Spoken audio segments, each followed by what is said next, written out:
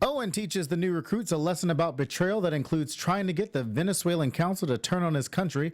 In the future, Alex teams with Miranda to save hostages, while President Haas plans to end the crisis once and for all. Quantico Season 2, Episode 10 after show. Jpalm starts right now.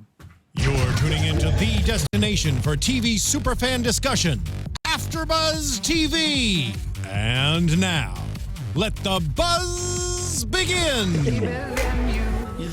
James Blunt, Love Me Better. Welcome to Quantico After Show, Season 2, Episode 10. Jmpalm. I'm your host, Drexel Heard. You can follow me on Twitter and the Instagram at Drexel Heard. I've got my co-host here, Mr. Timothy Michael. Hey everybody, I'm Timothy Michael. You can find me on all social media platforms at I am Timothy Mike. And to my left...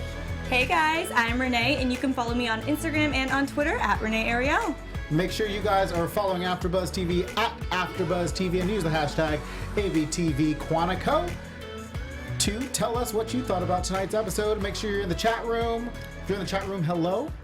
Make sure you use your comments below. And if you're listening on iTunes and all our networks, hello. Hello, everybody. Hello to you guys. Hi. Hello to you guys. It's a good song. It is a good song. It's a good song. Right? So, Yeah. we got a lot to cover tonight. Yes. Lot happened tonight. What did you guys think of tonight's episode? I'm really excited that we finally got some answers on this show. I think that's like halfway through the episode, I was like, thank God, answers. Finally, there's not like... Quantico always gives us more questions and more questions and more questions. I feel like they gave us some questions this episode, but we had more answers than questions, and I'm really relieved. I completely agree with you. Like, it was craziness, but because we got some of our questions answered, it made me just more excited to see what's going to happen next, because now we like understand a few of the storylines that were complete questions to us, I think, last week and the week before that.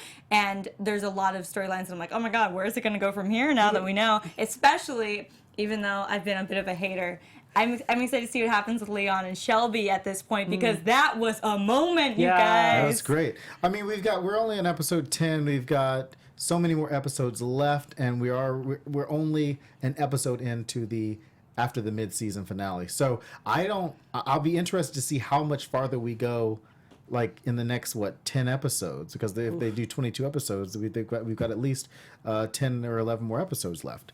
So Jmpalm is the title of this episode. Jmpalm is actually a CIA cryptonym for the withdrawal of clandestine officers from foreign-based covert operations that aimed at removing major political figureheads in Latin America, which was tonight's episode's mission. All about betrayal.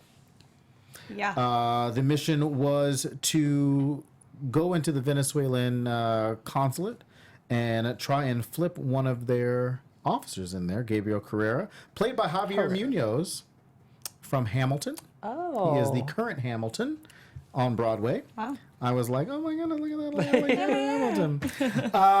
Yeah, so they were trying to get him to turn against the Venezuelan government. What I find interesting about these missions is that, it used to be everybody. And now it's like the core team, what we know as the core team, Alex, Harry, Leon, Diana, and Ryan. Yeah. What is everybody else doing? Right? Are they just like chilling at the farm? Like, we'll get him next They're like, time. that mission is over. Like, we see Owen in there give everybody this mission, yet we only see our team go in. Yeah, yet some of our team that we see in these missions every time are somehow like at the bottom of the board, whereas there are more people ahead of this time. No murder board. But I feel that whenever we see the murder board, there's so many people, but like, what have they done to earn a spot above Alex Parrish? Right. Yeah, and I want to know. I thought it was interesting that it was Sebastian and Ryan, and there was only two of them, and then there was Deanna, Leon, Harry, and Alex. So why is it 4 against 2? Is that fair? Or maybe the other team had, and we just didn't see them. I mean, you can only pay day players so much money in Los Angeles. Yeah. That's true. So the 4 layers of betrayal: money, ideology, coercion, ego, M-I-C-E, that's what they call it. And Owen brought in leverage, which I think is very interesting. As we always do on this show, have you guys had to use betrayal to your advantage to get what you want out of something? I don't think so. Maybe not yet in my life. I can't think of a circumstance where I had to betray someone to get what I want. Yeah, I'm a pretty loyal person, so I don't We're think just I've ever. really good We're people. good people. Like that's awesome of us. So good. We're so good at this. We're so good at this life thing. Yeah, no, I've never betrayed somebody. But then again, I'm not in the CIA, so Yeah, we don't have that much experience. We're not that exciting. Oh my gosh. Yeah, I thought that was a really interesting. I love mice. Even though he said it one time, he didn't even bring it back up again. Well, you also forget doubt. You also forget doubt. Yeah. And doubt, which was a huge part of this episode. I actually circled it because I was like, this is a huge part of this episode because there were so many different things that were happening in the past. Since we're in the past, we started out with Sebastian and Carly's date and Leon and Shelby's date, two situations where there is a level of betrayal or doubt from one person or the other person. Sebastian doubts himself with Carly. Carly kind of doubts him because she's new to this whole thing. Leon doubts Shelby, which is why he kind of goes through her stuff. Yeah. Even though he tells her that he trusts her, obviously we all knew what was coming. And then I was really impressed with Leon looking at the bullets and finding out this is his investigative journalist side kicking in, which I thought was really cool. What did you guys think of the new dynamics to these relationships? Do you find that the Sebastian and Carly relationship is just another thrown in thing? I find it. Oh No, go ahead. No, you go. I find it a bit uncomfortable because their relationship. I mean, we see them like talk, but it's kind of awkward. And then Carly seems so unsure of it. Like when Harry came over and talked to her, she was kind of on edge. She was like, "Oh, you know him?" Like she doesn't even know him really. And so it's a weird relationship that it's mind-boggling for us who knows that they're going to end up married in the future, because right now she seems so unsure, and it's like I find it to be such a weird relationship. I love seeing the Shelby and Leon twist because we know that Shelby obviously like has feelings for him. Like it's not the mission, girl. It's not the mission. But then Nima. Jackson was like, We could not remember which was who. I said, which one is that? Neither of these two fools could figure it out. They're like, we don't figured it know. out. was that Nima? We said Nima. But then what was it? Oh yeah. But then Nima automatically like tells him like, no, it was nothing. Yep. Girl. Right. Yeah. She's like So- she doesn't think it's anything So let me either. ask you this then. Carly, we're in episode 10. Yes. Do you guys trust this Carly? Well, here's the thing. Just my thoughts on Sebastian and Carly's relationship. I feel like that has to do more with bringing out Harry's side. I think that's the only reason they're really exploring this relationship, because as we can tell from this episode, Harry is, I think, kind of jealous of Carly and kind of wants to be in her shoes. At least that's what I got from, that whole storyline. And the Leon and Shelby thing, I just feel bad because they're in this really complicated situation, and I feel like Shelby actually does have feelings for Leon. But now after all of this has come to light, I don't think that Leon is going to believe Shelby. I think he's going to just be like, this is all an act. Yeah, talk about trust issues. Yeah. Right, and I think at some point, you kind of being in the CIA, it is probably well known that you probably can't trust the person sitting next to you in that room on a certain level. I think to bring up your point about jealousy, and I know somebody in the chat room brought it up about how they couldn't believe that Ryan told Owen that Alex was jealous. There is a lot of jealousy flowing through this group. Ryan had a bout of jealousy thinking that Alex was the one that was getting recruited. It was a little bit of reverse psychology there. Harry, I believe is jealous of Ryan and Alex's relationship, which is why he spent a good majority of this episode trying to unravel what was happening, probably because of how he feels about Harry and Carly's relationship. Sebastian and Carly's relationship. But back to Carly. This is early enough in the season to where Carly, and in television, we say they don't bring up something without it being important later on. But that's what I mean. I think that's why I feel like the whole thing. I trust Carly. I mean, she was part of a mission that they were sent out on. But she said, I used to work on the Hill, or I work on the Hill, which is Yeah. where President Haas came from, which we haven't talked a little bit about the mission that they had overseas yet. So there could be a lot of different new people that we're going to come up on later on once they kind of save these hostages. Because like I said, they cannot save these hostages for the next 11 episodes. they actually have to switch into a new storyline. And so, like, we just cannot be exhausted with all of this. Oh my goodness, are they going to save me? Is she going to strike it? Like, that just can't keep going on. So at some point, I think Carly's going to play. I feel like maybe, I don't know, maybe I'm just throwing that Carly might be playing it, because who's playing who was at the end of the episode. So, like I said, this is this is the only new character that they've introduced out of all these people they could have introduced. Yeah, and she seems all sweet. She did say that she did not want... It's hard to find someone to date who's not working in the government. Right. And few episodes ago, we said, where did Carly go? What? You remember when we were like, where did Carly go? Where did Sebastian's wife go in all of this crisis? Oh, yeah. And we know that there are two terrorist groups that have gone... Well, the AIC, or what they think is still the CIA, and then the other terrorist group, so she could be in the other... We don't know. Right. I don't think she's in the AIC, because I feel like we would have known that, considering it's a small group, unless it grew. I don't know. Right. So I think it would have to be the other terrorist group, which would actually make sense, because we, as of right now, have no idea who's in the other group. Right. Correct? Which we end up finding out towards the end of the episode. Yes. Which we'll talk about in a little bit. But back to the mission real quick. So I thought, we talk about these. So we have the mini missions, and then we have the main mission. No mini mission this week. The main mission kind of fell flat for me, because it was just kind of like, oh, okay, like they didn't get anything out of it. Mm-hmm. And they always, and we talked about this before, they've always, and you guys tell me how you feel about this, they've always kind of dropped the ball on these main missions. Like, we don't find any resolution at the end of them. There's nothing that comes of them, and then that's it. Yeah. And the show doesn't really give us a resolution on them.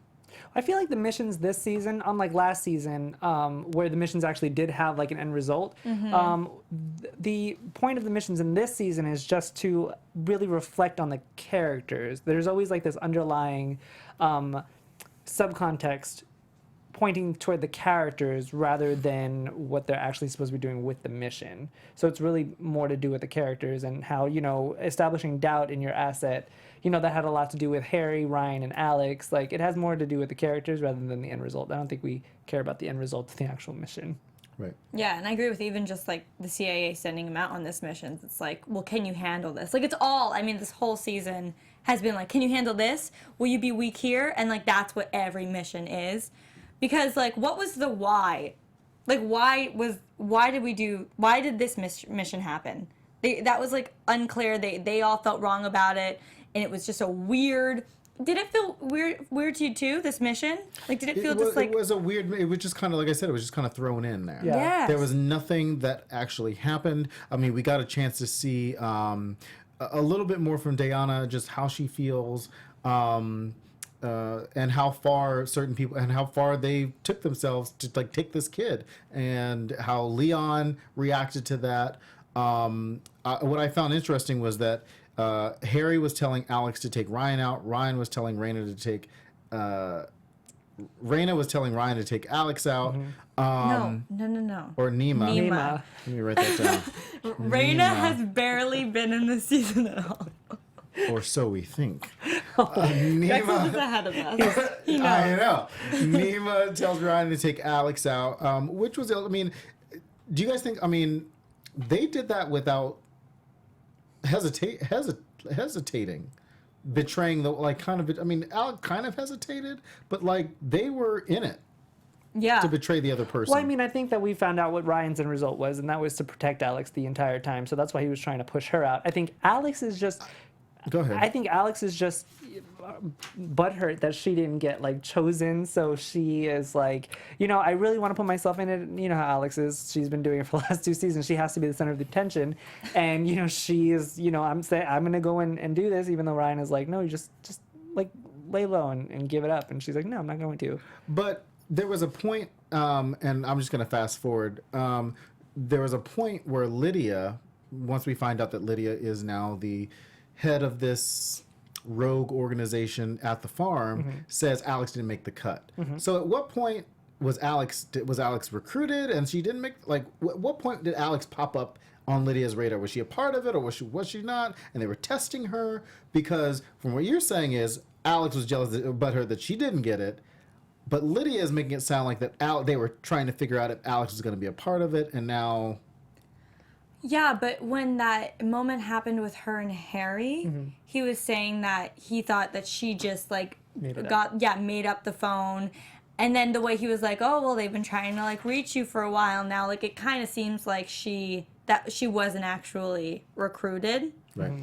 And then it also seemed like the way that, and this may just be me, but the way that Ryan asked Lydia, what about Alex? He didn't say, hey, I thought Alex was also recruited, what's going on? He just, like, asked, well, did Alex make it too, kind of? And she was like, Alex didn't make the cut. Just kind of, like, cut and dry, not so much. Well, she was, like, almost going to make it. We gave her a phone and then changed her mind. So that's, like, that weird thing, because it goes back to, where did she get the phone? When did she come up with the idea? Why weren't we clued in on that? I mean, unless they have Alex working under the noses of the people that are working under the noses of at the farm. Well, there's a lot of noses. So I want. So Owen now has cameras in this consulate a part of this mission. There was a part in when they were at the farm, and we saw this resignation letter, but we didn't see whose resignation letter it was. It was a resignation letter to the head of the CIA about leaving the CIA, basically. Yeah. But it didn't say whose it was, and I'm wondering if it was Lydia's resignation letter or if it was Owen's pre-resignation letter. I think it was Lydia's resignation letter because Owen seemed surprised when Ryan brought up the fact that there was another mission happening. And I feel like Owen was probably had an inkling of who was responsible for this other mission, why she left so quickly, and why she left without hesitation.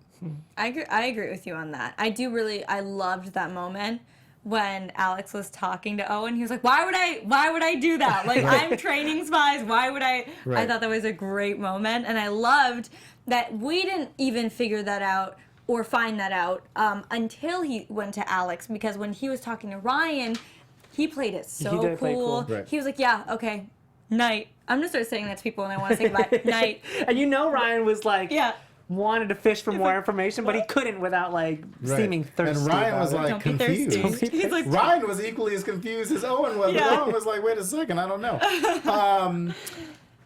So one of the things that I found interesting, and maybe this is just ABC loving these black operations. Well, we'll get to that. Let me back up for a second. The last thing we see in the past is that Leon confronts Nima. It's never Raina. I will tell you when it's Raina. We will tell you when it is Raina. Drexel loves Leon Raina. confronts one of the twins about the and he tells her about the AIC. He barges in. Yeah. So that was weird to me. Was that weird to you guys that he rolled in that house? And it was so fast that Shelby walks out the front door and he walks in. So did they not see each other? Do they really not lock their doors when they exit? I lock my door quick. Especially if I'm leaving someone in the house, you always just leave it locked. Especially when you're in the FBI and you're on a mission like that, girl. And why? And Nima did not react fast enough for somebody that's in the FBI. Right? Somebody rolled up on you. She was like, oh, She was way she didn't too try to chill take in him that down. moment. She was a little way too confident. Yeah, but she has to act like she's not in the FBI. So if she acted all Jane just balls left. to the wall, guns a-blazing, he'd have been like, you're not a regular civilian. You're definitely in the FBI. So I like how she played it. Right. TV magic, she leaves, he comes in, whatever. They didn't see each other. Okay, fine. But me and Renee were sitting there and we were we knew that Leon was going to come in. That's why he lured Shelby out. We had already seen that he had looked through all of her stuff. There was nothing in the drawers. He was looking under the things, saw all those little marks. He knew that something was up with her. That's why he texted her to lure her out of the house. That way he can go in and talk to Nima, because he knew Nima was there. And I really think that I don't know if he. See, that's the fact. I don't know if he's genuinely. I don't know if he's genuine with his wanting to get out of the AIC. What do we think about that? I think he is, because of future Shelby, who said that we can trust him. unless he's saving his big backstab for the future. I mean, not everybody can be bad though. Not everyone can be Yeah. bad, mean, but it's- trust nobody. Trust no one for real. So I think the past was, I mean, it was fine. It was pretty good. Let's jump to the present. So obviously we started out with Miranda and Alex in the car. Miranda basically kind of telling Alex kind of what was happening. It was a little unclear. Yeah. She was just saying, you know, we're doing this for our country, blah, blah, blah. It reminded me, now I can talk about what I was saying. It reminded me of how in Scandal, what's her name? Her dad. Who's Olivia's Carrie Washington? dad. Olivia's, yeah, Papa Pope. How Papa Pope talks about saving the country with this Black Ops team. And we learned that there's a Black Ops team from President Haas because it's the first time we've seen President Haas as President Haas. Marsha Cross is back. She looks great, by She the looks way. great. That hair looks Oh great. yeah, she does. She looks amazing. She always looks amazing. Yeah. I was like, okay. So she comes back. She basically wants to talk to Shelby about rescinding a paper that she wrote on the AIC. There were two things that I found very interesting about that whole situation. Well, the one thing that I found very interesting about the whole situation, that it was way too calm behind them. Like nobody was rushing around trying to like get her attention. She was calmly in this room. There was nothing in the back, which I thought was odd from a directorial choice. There was nothing going on behind them. They have this mission happening behind them, and they're in this room, and the president's like chilling, Right. Well, talking about a paper. if you remember when Shelby came in, she was talking to the I don't want to say officer because I'm sure he's higher than that. But I'm going to use that word right now. He cleared out the floor. And that's what Shelby was saying. She was like, "Why? There's about a strike about to happen. Why is everybody off of the floor?" And then that's when President Haas like comes in, and that's when they have their one-on-one conversation. So they've already cleared out the floor. Just like if we want to do a Scandal reference, you know, after I don't want to do spoilers. Never mind on that Scandal reference. I mean, but it did seem very scandal-like because President Haas did talk about this black budget that she stumbled upon from a fellow congressperson. Because she got him drunk. Yeah, because she got him drunk. Counting off the books, Black Operations, which reminded me of B613. Which I find interesting because Papa Pope was the head of B613, and now Lydia is the head of B613. So black people are in charge of Black Operations is what I'm coming to realize. That just, if you see a black person in Washington, assume they're the head of some Black Ops corporation. I'm not the head. Or so we know. Or is he?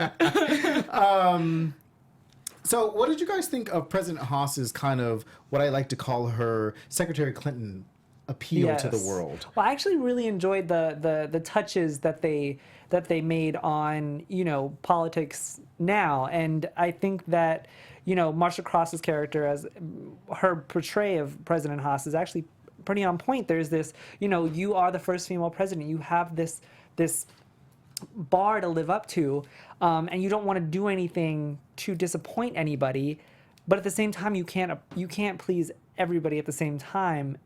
And that's why I liked how Shelby was like, just do what's right. Like that's what your legacy should be, is do what's right, because the men before you didn't do that.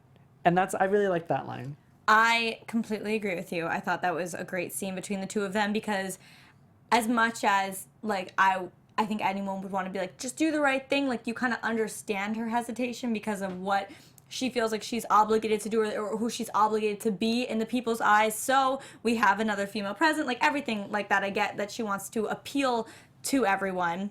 However, sometimes maybe you need to not look so good for a second to do what's best for the country. So I really liked that moment between them, and I liked her ultimate decision. Like, you go, girl. Did you guys think it changed their relationship any? You know, because that was a moment, like you said, between those two.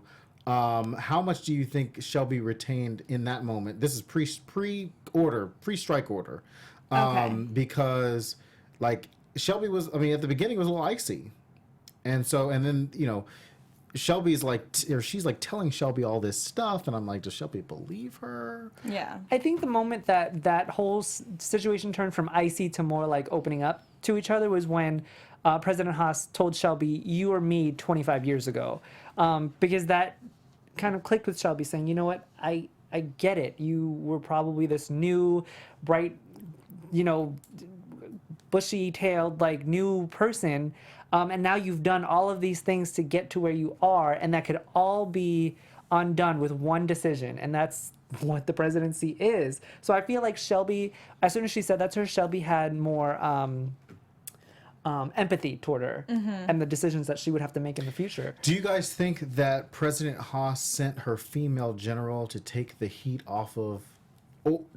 So basically, President Haas sent what the female general in General Richards. General Richards in to basically take the heat off of her as a female commander-in-chief. Because if the wrong decision was made, she can say my female, like, I thought it was a little chaotic.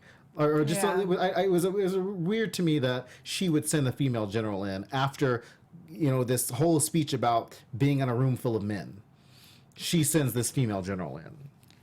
Distraction. I don't know. I don't think she makes all of the best choices. Well, I mean, but she said she was the one that created the AAC. helped create, right? Helped create the Help AAC. with create. whomever. We don't Right, know. because the With alternate, Lydia. with Lydia. Her girl Lydia.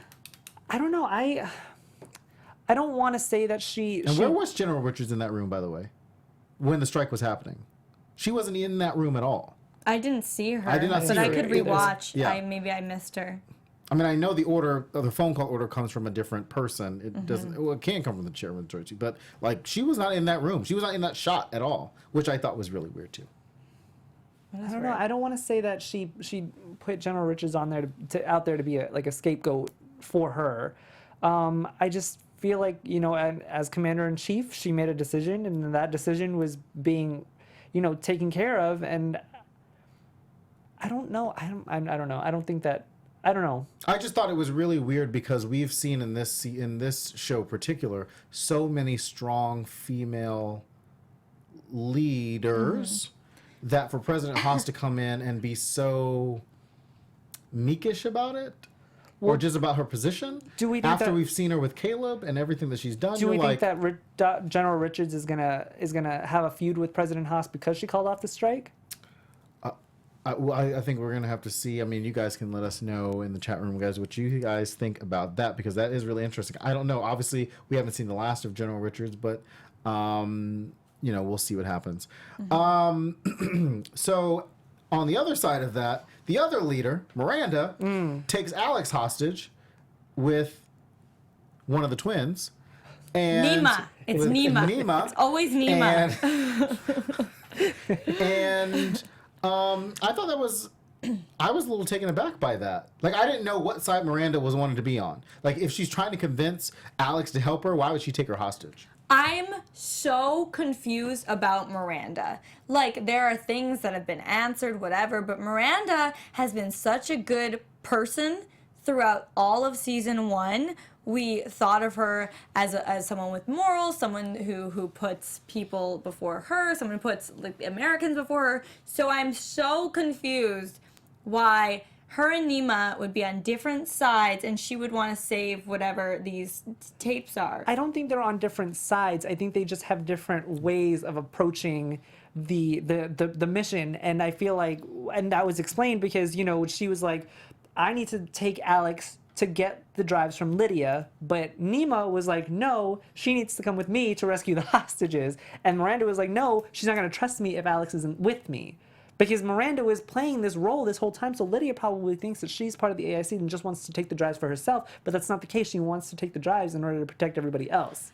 But if that was the case, then why are they all so like holding each other at gunpoint? Like, it just doesn't seem like it's just two ways of two Because they different are plans. strong, powerful women, and they're frustrated. But I also want to know, at what point did Miranda, because we've never seen Miranda and Lydia have contact. No. So at what point did Miranda feel like Lydia would not trust her? Or like, at what point did you have a conversation with Because Lydia? I right? still feel like with my earlier prediction that Miranda was head of one rogue group and Lydia is still part of this other rogue group, which was answered today in tonight's episode because Lydia was head of the AIC yes. and Miranda was head of whatever other group that we don't have a name for yet.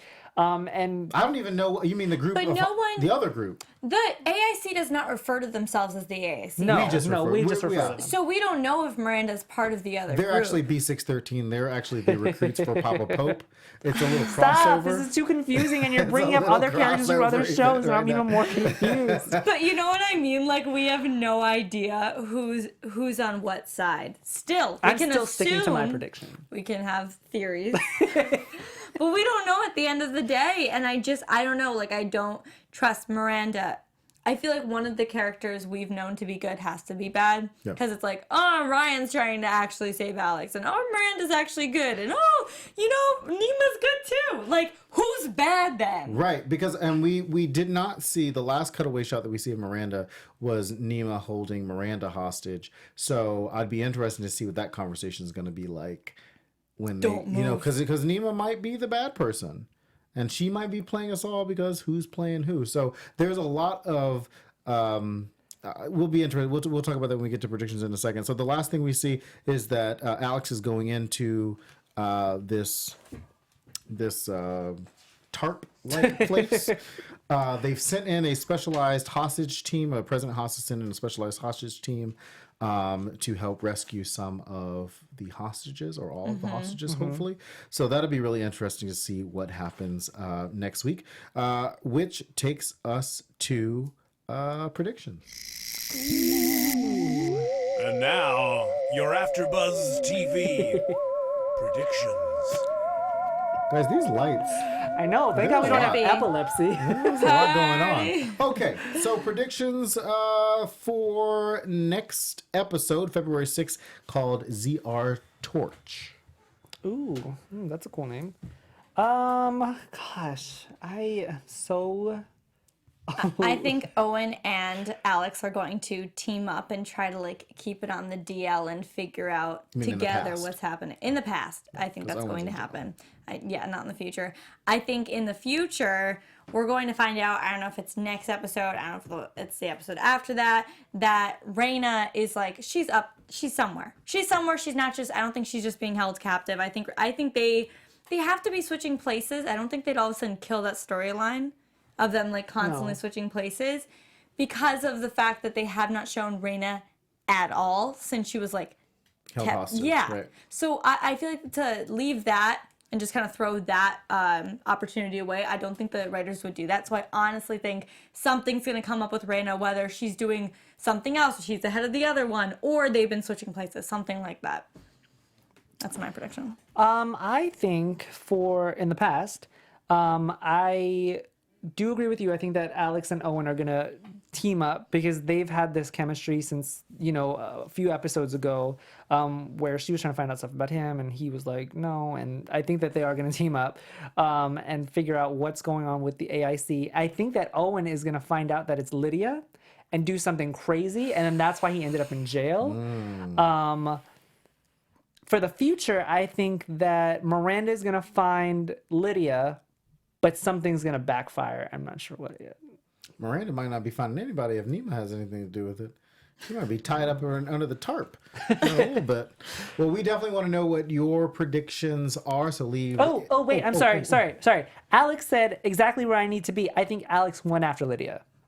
That's why she said that's why when Shelby asked her, where are you? And she said exactly where I need to be. I think that she is going after Lydia by herself. Going after Oh, so Alex you think would she do listened that. to Miranda? I think she listened to Miranda after all, yeah. Oh. I just looked down at my notes and I was like, Who Alex is playing Nima and going with Miranda. We definitely want to know. Like I said, we want to know what your predictions are. Leave comments below if you're watching on YouTube or on iTunes, because I do read those comments as well. Or tweet at us using the hashtag ABTV Quantico. Renee, you have a show this week?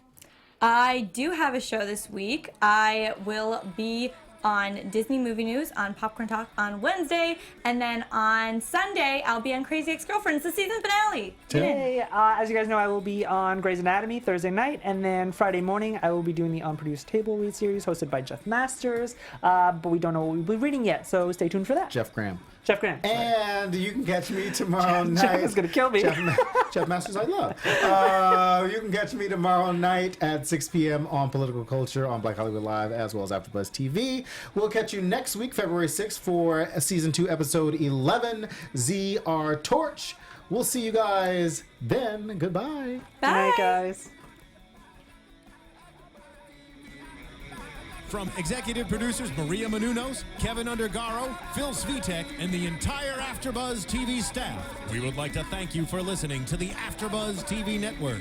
To watch or listen to other after shows and post comments or questions, be sure to visit AfterBuzzTV.com. I'm Sir Richard Wentworth, and this has been a presentation of AfterBuzz TV. Buzz you later. The views expressed herein are those of the hosts only and do not necessarily reflect the views of AfterBuzz TV or its owners or principals.